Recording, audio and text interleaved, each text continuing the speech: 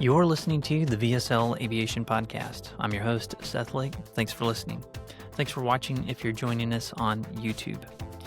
In today's episode, we're diving into probably the most requested type of episode that I do, and that's all things pilot compensation and illegal charter. This is actually going to be a series. I've already recorded one episode, and if you look back at the backlog, some of the weekly shows, we've dived into this on a number of occasions. But on this first episode, what I wanted to do is lay out some of the groundwork, some of the foundational knowledge that I think we need to have in order to have some of the more complex discussions that we'll do later on. Because basically everything we talk about today, there's probably enough complexity where I could just take that one subject and turn it into a whole episode into itself. So I don't want you to get overwhelmed, but I do want you to pay attention to these terms that we use because the terminology is really important here because there's all sorts of exceptions and multiple ways to define a single term. So don't get frustrated with that. It's just the way things are, and that's the legal framework that we have to operate within. So let's go ahead and get started. The first topic I wanted to talk about is the difference between the pilot in command and the operator. You've heard me talk about this before if you've listened to the show, but operational control, I think, is the cornerstone of determining whether or not the operation that you're participating in is legal, meaning that there's compensation that's occurring, and you, as the pilot in command, you need to determine, well, who's in operational control in order for you to know if that whole operation as a whole is done legally. So the operator and the pilot in command, those are two different responsibilities. Now, when we're in training, especially at the private pilot level, most of the time they're one and the same, and that's totally fine. The operator could be the pilot in command, or the pilot in command could be the operator, the same person, right? If you go out and buy an airplane as a private pilot and you go out and fly it, you're the operator. You're also the pilot in command. Now, to use a different example, let's say at an airline level, an airline pilot is not the operator. Now, the airline pilot is the pilot in command, but they're essentially not making any decisions on their own. They're making decisions with the support of and under the purview of the operator, which in that case is the airline as a whole. So the airline is the operator, and the pilot who works for them, they're serving as pilot in command duties. But even that pilot in command, they can't decide how much fuel to bring. The operator has to decide that. Now, in certain cases, the operator may delegate some of those duties down to the pilot in command, but the pilot in command is still working for the operator, so the operator is ultimately responsible. The FAA doesn't really have good definitions for these two. They're both in the definition section. We have a definition of pilot in command, and we have a definition of operational control. And they're relatively short definitions. So just reading the definitions doesn't really tell you what is happening there. So I like to think of it in terms of like a Venn diagram. So if you imagine a large Venn diagram, that's operator. And then within that Venn diagram, completely encased in that Venn diagram, is the duties of pilot in command. So the duties of operator are much larger than the duties of the pilot in command. They can be held by the same person or they can be held by two different people. So that's one of those pieces of foundational knowledge I want you to have to understand the discussions that we're about to go into. All right, next on the list, I want to talk about the difference between a commercial activity and a commercial operation. Now, I'll be honest here, I'm probably going to use the term operator and operations interchangeably here. Sometimes I mean a actual operation, like a Part 135 operation, and sometimes I just mean like a private pilot flying his own airplane. Like that's a type of operation. Again, we'll try not to get bogged down, wrapped around the axle about these terminologies. The terms are important, but the context with which they're used is also really important. So let's get back to the compensation piece here, or the activity piece here. So you have a commercial activity. That's a time when a pilot is getting paid, right? A pilot is getting compensated to go do a flight.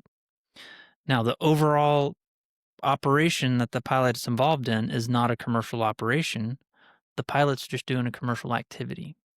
So an example of this is you are hired to fly someone in their own airplane that they own. And that's not part of a commercial operation, right? It's just a privately owned aircraft, maybe by a business or individual, and they hire you to be the pilot in command. You are doing a commercial activity because you're receiving payment to fly that airplane. But the operator you're working for is not receiving any compensation. So that overall operation is not a commercial operation. So it's a private operation, but you're doing a commercial activity. That's an important important thing to distinguish, because you, as a pilot, you have to hold a commercial pilot certificate and you have to have a Class 2 medical to participate in that commercial activity. Okay, then you have a commercial operation, and that means the operation as a whole is a commercial operation. And the way we know that is that the operator, the person exercising operational control, or the business exercising operational control, is receiving compensation. So if the operator is receiving compensation to do that flight, then more than likely you need a Part 119 certificate, and that is a commercial operation. Now, there is an important caveat to this, and there's a lot of these, and I'll probably miss some in this podcast, but this is an important one. And that's where an operator can receive compensation and it not be a commercial operation. And that carve out is done under the private pilot exceptions, and that's in 61.113. So if we look in 61.113 B through H, there are 7 things that you can do as a private pilot to receive compensation. And normally, and first of all, this is kind of a weird place to put this regulation, because Part 61 is generally training, stuff we have to do on check rides. But when we go out and fly our airplanes, we don't fly our airplanes under Part 61, we fly them under Part 91. So I find it a little odd that a way that we operate our aircraft under Part 91 is using an exception that only exists in Part 61. Don't let that distract you too much. I just find it kind of interesting. So in Part 61, there's those 7 things that we can do. One of those is we can be compensated as a private pilot to fly somebody somewhere as long as we're doing a pro rata cost sharing, right? So we can do that pro rata cost sharing under Part 61. And there's a really important advisory circular that talks about how to do this legally, and that's in Advisory Circular 61.142. If you've listened to my podcast, you know that I've really stressed that you read this as both a private pilot and a commercial pilot. It's in the VSL ACE guide, so I've got it referenced there and hyperlinked to all the different regulations, but that's a really important advisory circular, and it talks about cost sharing. And so that's the one kind of carve out where the operator, who could be you as a private pilot, right? You own a Cessna 172 and you're traveling to go see family. So you have a you have a purpose to go there on your own as a pilot in command, and you're the operator. And a friend says, "Hey, Seth, you're going to Houston. I'd love to ride along and share some of the expenses." Hey, under that cost sharing, as long as I have a common purpose to go to that destination, doesn't have to be the same purpose. It just I have to have a reason to go to that destination. My friend can tag along and they can go to the concert down there or that restaurant that they wanted to go to, and they could share the expenses. Now, me taking money from them, that's a form of compensation, right? It's not profit, right? Instead of that flight costing me $1,000, it only costs me $500. But I'm still being compensated $500 essentially. So don't confuse compensation with profit. It doesn't mean that you literally have to make a profit to be receiving compensation. But back to our commercial operation, other than the exemptions that are in Part 61.113 for private pilots, any other time that a person is being transported or property is being transported from point A to B, And especially if there's profit happening, right? They're literally paying. They're not just cost sharing, they're paying to be there. Then that requires an operations certificate, right? Now let's look at our operators. We talked about how operators are different than pilot and command. So there's actually two different kinds of operators. There are certificated operators and there are non-certificated operators. A certificated operator would be like a Part 135. Now, to have a Part 135 certificate, you have to go through the Part 119 process, and you're awarded a Part 135, which is a non-scheduled air carrier certificate. So now you're a certificated operator, and you've got a GOM, a General Operations Manual. You've got operation specifications. You've got a chief pilot or director of maintenance, and a director of operations. So you have this entity that's able to go out and do commercial operations, and you can sell tickets for point A to B, transporting people or property, right? That's a Part 135 certificated operator. Then on the other hand, we have non-certificated operators, and that would be like somebody that goes out and buys an airplane. Because it's kind of weird to think about. You don't need any certificate. You don't need any training to purchase an airplane. Anybody in the U.S. can go out and purchase an airplane. All you need is money and $5 to file the appropriate paperwork. It's actually really easy to buy an airplane. So you could have Joe from who knows where. Joe goes on eBay and buys an airplane. He is now an operator. Now, he doesn't hold any certificate. He doesn't hold an operations certificate. He doesn't hold a pilot certificate. So he's an uncertificated operator. Now, if you look in the FAA definition section, there won't be any discussion about an uncertificated operator. That's something that I'm sort of just labeling because I think it's an important distinction to make. But that's why is we really need to understand these foundational principles to have the more complex discussions. So under Part 91, that's essentially most of the operations under Part 91 of owner-operator, those are uncertified operators. They don't have an operation certificate. Then under Part 119, we have all of our certificated operations. Now, there's also some Part 119 exemptions that we need to talk about. And these are commercial operations as well, but they don't require an operations certificate. So there's about 11 different things in Part 119.1E. That's the exceptions section of Part 119. If you are training to be a commercial pilot, or you're a commercial pilot, or you're training somebody as a CFI for their commercial, make sure that they're really familiar with Part 119E exemptions, because these are really important to know. They include things like student flight instruction, ferry operations, crop dusting, banner towing. All of those things are commercial operations that don't require a commercial operations certificate. So they're uncertificated operations. So back to our two columns, we have certified operations and non-certified operations or operators. So the non-certified operators, again, just to reiterate this, that's all of our exceptions in Part 119E. And that's basically all of our Part 91 operations that we'll call private operations.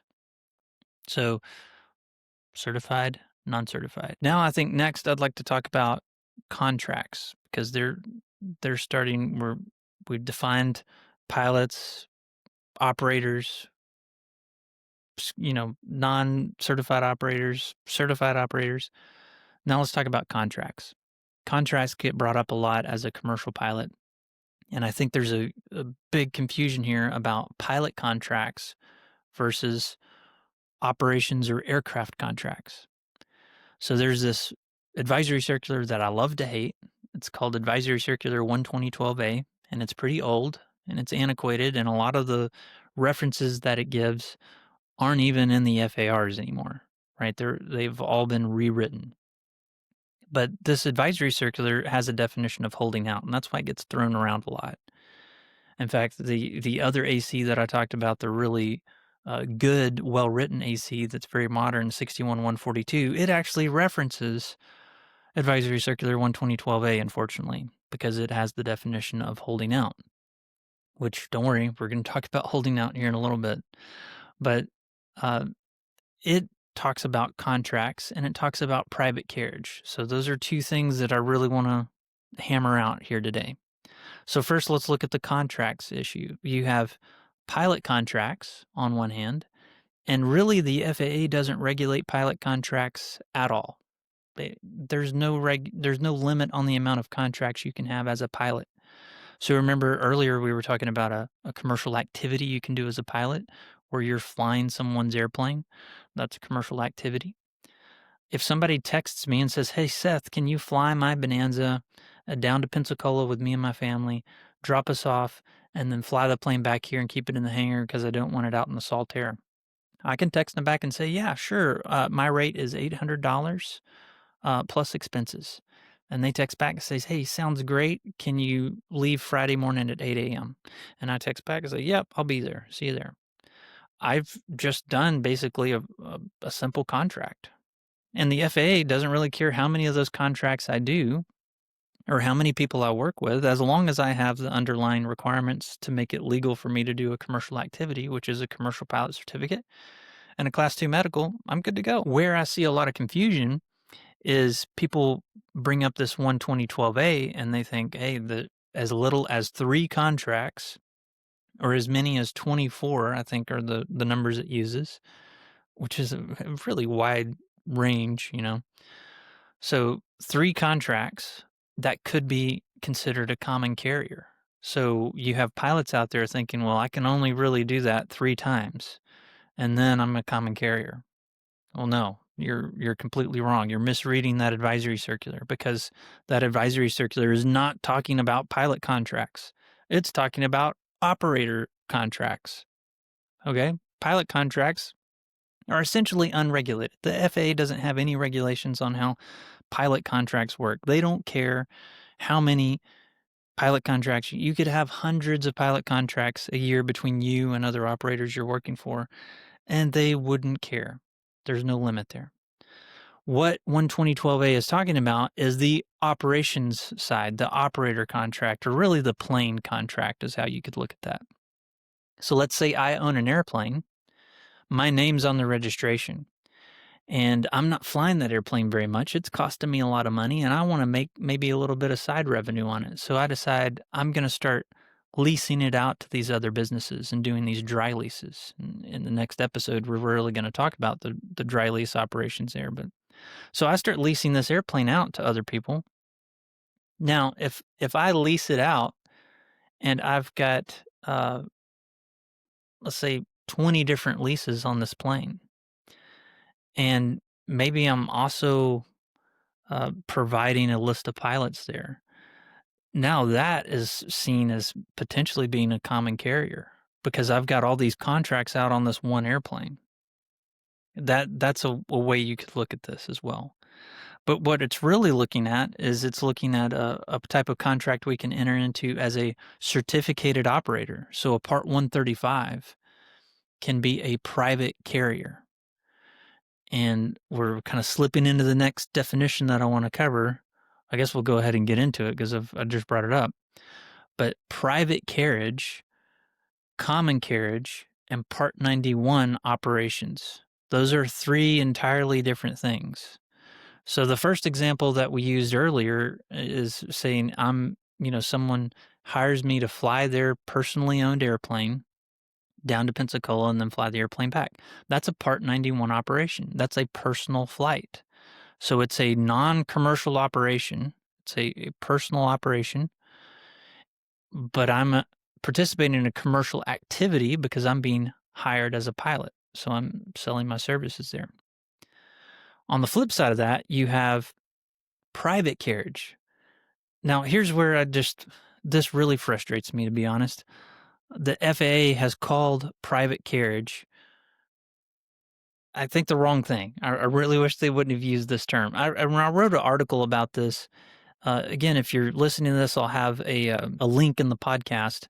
But I'm fairly active on Reddit, and I like to write these articles on Reddit, and I've started to do that on Substack as well. And I'll have links to all that. But I wrote one about 6 months ago called What Pilots Get Wrong About Private Carriage and Part 91 Operations. And in that, I've got a screenshot of the actual flow chart the FAA uses to talk about private carriage. And you can find this for yourself. Again, link will be in the podcast description. But in the 8900.1 that can be found on the FAA Dynamic Regulatory System. But if you go to the FAA DRS, just search that in the Google machine and it'll come back as the first hit. But you're going to go to Volume 3, Chapter 18, Section 2. And it gives you this image right here that we're looking at. And basically the image, if you're listening, it has air commerce is at the top of this decision tree. And below the decision tree, you have common carriage not involved with a double asterisk, and then exceptions to 119. So on the exceptions to 119, we talked about this already. That's in Part E, right? And that's your other exclusions in there. Those are those 11 things that you can do without an operations certificate. But then common carriage, okay, we all know that common carriage means that you are a common carrier for the public. You can fly anybody that pays for a ticket, you can fly them. That's a common carrier. So Southwest Airlines, Delta Airlines, American Airlines, Part 135, those are all common carriers. And then you have common carriage not involved. And that double asterisk says common carriage not involved includes non-common, private carriage, no compensation, or no carriage of persons or cargo. So a private carrier would have to have a Part 135 certificate, but within that Part 135 certificate, they are allowed to only do private carriage. So the real distinction here is the word carriage. Using the word carriage means that it's a certificated operation, right? So be careful about the language that we're using, and I'll try to be disciplined when I talk about it from this point forward.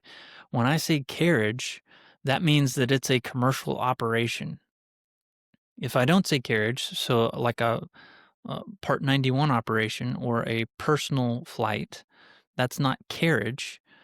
Carriage only happens when people are paying to be there, essentially, right? So a private carrier, let's talk about an example of this. And here's another problem that I've had is I actually reached out to my FSDO. I've reached out to National trying to find an example of, hey, what is a private carrier? Give me a real world example of this. And I just haven't gotten anywhere. So if you know of any, hey, let me know. I'd love to talk to somebody and interview them potentially about their private carrier. But the way I understand it is, let's say I go out and I get a Part 135 certificate. So I have a Part 135 certificate with an airplane and a pilot. Let's say it's a basic 135. So I've got one plane, or it's a single pilot 135. So I've got one plane, one pilot. And instead of holding out and being a common carrier, I just want to work for one business. So I have a contract drafted up, and it's in my op specs, and it's in my authorization as I only work for that one business. I can't sell tickets to the general public. I'm not a common carrier. I'm a private carrier. What 12012A is addressing is the fact that, hey, I'm working with that one business, and then there's another business that approaches me and says, hey, Seth, we'd really like to start using your 135 as well. And so I draft up another contract, and I get that in my op specs, and so now I have two contracts. Okay. Well, then a third company approaches me, and they want to contract my services. And so I've got three contracts now. So I'm a commercial operator, and I've got three contracts.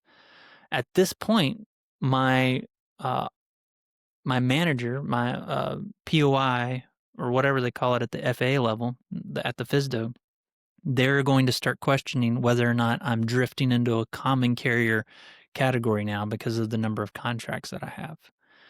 So 12012A is talking about that type of contract, not pilot contracts. So that's a really important distinction there, is private carriage isn't somebody that owns a Bonanza that's paying you to fly it, right? That's not private carriage. That's just a personal flight done under Part 91. Private carriage is something a 135 can take place, or 135 can take part in. And then the contract that it's talking about is talking about the contract between the 135 holder and its customer. It's not talking about pilot contracts. All right, now let's talk about another confusing term, and that's holding out. So one of the examples that I give, or scenarios that I give during a commercial check ride, is I say, okay, we're going to pretend like you successfully passed your commercial pilot test today, and I issue your commercial pilot certificate. And you get so excited, you go and you make a Facebook post that you're a commercial pilot, and you post it on your Instagram, and you post it on TikTok, and then you get some business cards made off of Etsy. They're really cool business cards, and you place them all around the local FBOs, and it says your name, commercial pilot, and you even create a website off of Squarespace. You make the Squarespace website, and it lists all the planes that you're rated to fly, and it gives a phone number for them to call to reach out to you. Is that illegal? And I would say 80% of the time, the applicant will say, that's holding out. I can't do that. That's not allowed. And that's simply incorrect. And what I would call that is, I've labeled that the secret society fallacy. And that's just a term I made up on my own. But it's kind of funny because if that were illegal, that would mean telling people that you're a pilot is a form of holding out. And that would be illegal. So we would have to have this like kind of secret society amongst us commercially rated pilots. Like you could be a commercial rated pilot, but you can't tell anybody. Because if you tell somebody, they may think you're holding yourself out to the public, and you need an operator certificate to do that. Since you don't have one, you can't do that. But you're just wrong. That's incorrect. You can tell whoever you want that you're a pilot. In fact, it's kind of a joke, right? How do you know there's a pilot in the room? They'll tell you, right? You've probably heard a joke or an iteration of that joke before. Of course, you can tell anybody you want to that you're a pilot. You can even, as a commercial pilot, you can advertise your services as a commercial pilot and go and fly other people's airplanes and be paid to do that and advertise that. You can do that, right? Think about the job market.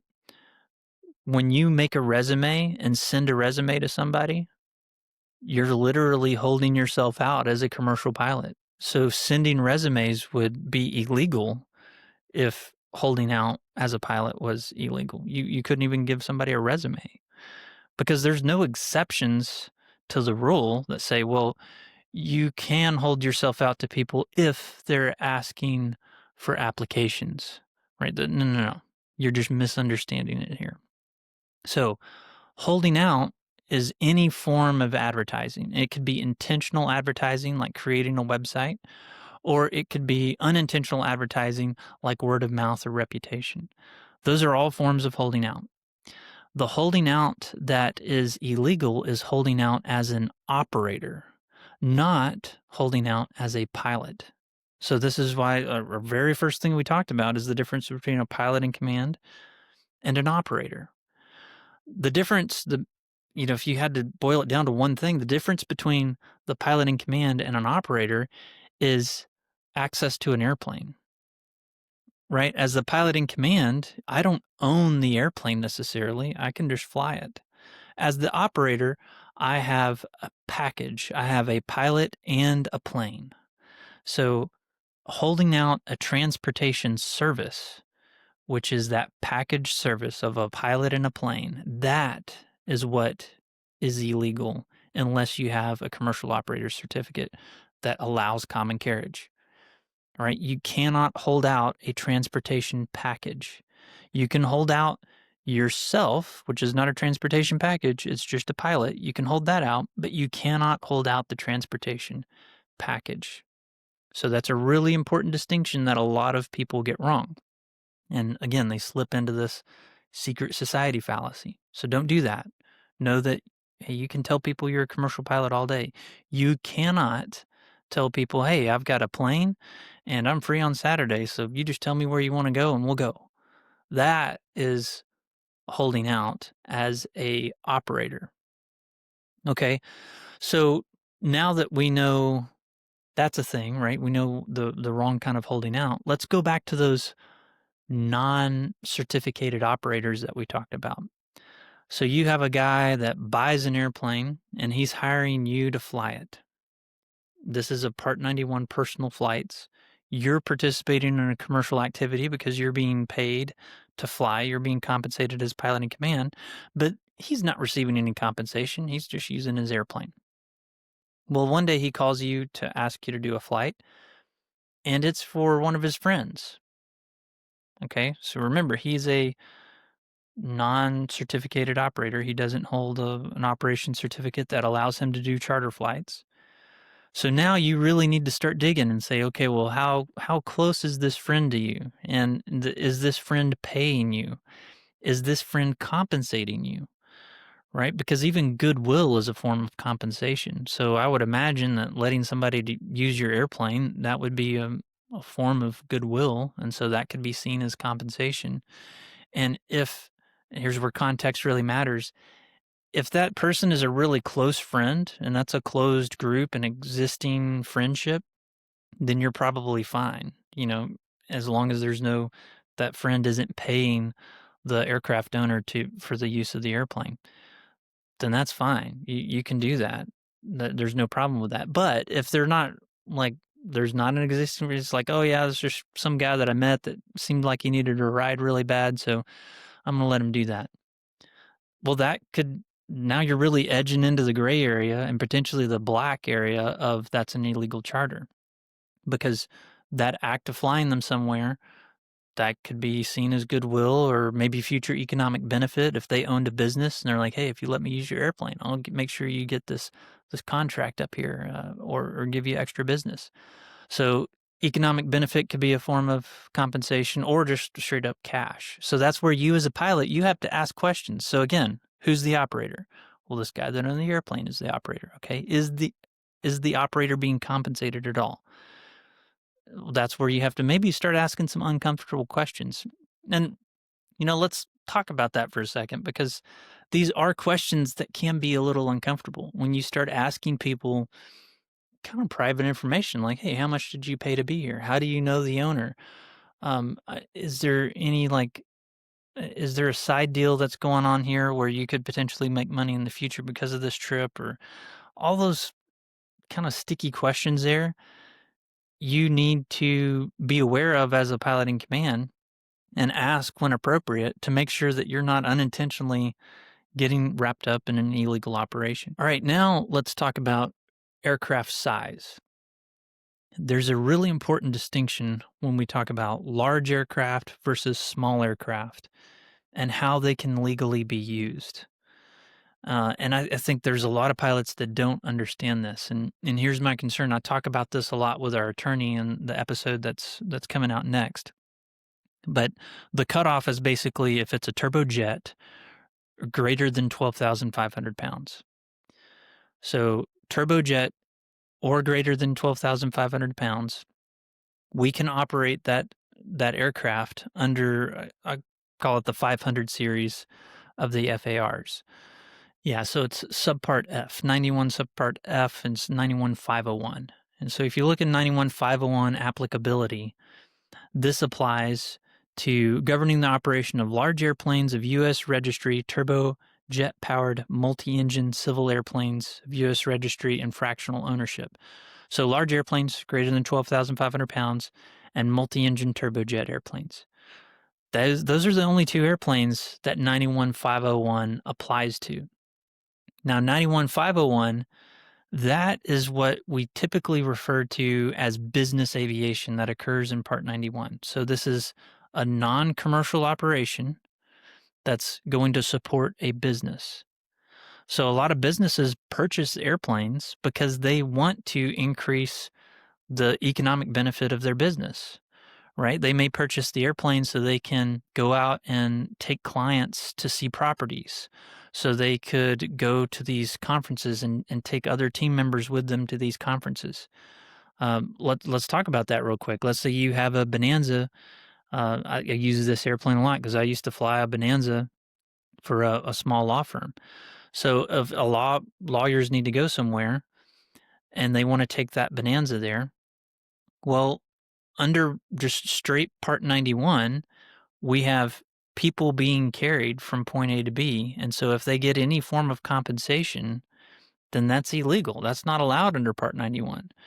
The only aspect of a small aircraft under Part 91 is going all the way back to the private pilot requirements of 61.113. And 61.113 say, hey, we can use this for a compensation if it's business that is incidental. So incidental business, we can use it as long as people or property aren't carried. Well, we're carrying people and property, and so we fly this from point A to B. We're technically breaking the law. We can't do that. And so 91.501, though, for those larger aircraft, it does allow for operations like that, where we can carry guests, we can carry people, we can get future economic benefit from operating the aircraft. That's all talked about under here in the 500 series of the FARs, but it doesn't apply to that small airplane. So what do we do? And the answer is, and we talk about more of this in the next episode, is there's the National Business Aviation Association, or NBAA, and the NBAA several years ago petitioned for a small aircraft exemption rule. And so they allow, if you're an NBAA member and you get authorized to use this exemption, they've gotten the exemption from the FAA. They put your name essentially on a list, and you can carry this with you. And you can operate that small airplane as though it was a large airplane. But it does take that extra step in there, and I think there's a lot of pilots that aren't aware of that. And so back to my concern here is I think there's a lot of new pilots in the industry that are flying these small aircraft that are cheaper to operate than jets, and maybe these new aircraft owners that are out there that don't know the rules ins and outs, and maybe their attorneys and CPAs, they're not familiar with the FARs like somebody like myself or an aircraft manager is, and they don't realize that they're operating technically illegally. So it's very easy for you to get into a gray area or potentially illegal area just because you don't know these rules. And that NBAA exemption, well, you wouldn't know that unless you knew about the NBAA and were a member. And you actually have to join the NBAA and get authorization to use this exemption. But that's one example of how complex these rules can get. And that's one of the things that I talk about with the attorney in the next episode. All right, so those are kind of the foundational principles and guidelines for flying for compensation. We talked about differences between PIC and an operator. We talked about certificated operators and non-certificated operators. We talked about the different types of holding out as a pilot versus holding out as an operator. We talked about how private carriage probably isn't what you thought it was. Private carriage is something that's done under a Part 135 certificate. It's not you just flying somebody's personally owned aircraft under Part 91. That's just called Part 91 personal use flights. And then finally, we wrapped it up with talking about the differences between small aircraft and the large aircraft. So that's where I'm going to wrap up this episode. Hopefully, this offered some clarity. And I'm really relying on you listening or watching this to provide me with feedback. I would love to get feedback either on YouTube comments. You can comment on Spotify. Feel free to send me an email at sethlake@vsl.aero. Reach out however you want to. Join our Discord channel. That's a great way to communicate with me. I'm on Discord every week and try to answer as many questions as I can. But let's keep the conversation going here. I would really like to know from you, as either commercial pilots or commercial pilots in training, what are some ways that I could help clarify this? What questions do you have out there? And what I plan on doing is I've got this episode with the attorney coming out. We're going to get some good information from that. And then we're going to branch off and do some other episodes, either as aircraft owners or maybe aircraft management or more on dry leases, stuff like that. I would really like to hear from you, the audience, on what you would like to have an episode about regarding these commercial operations. So thank you so much for watching. I really appreciate it and listening. We'll see you next time.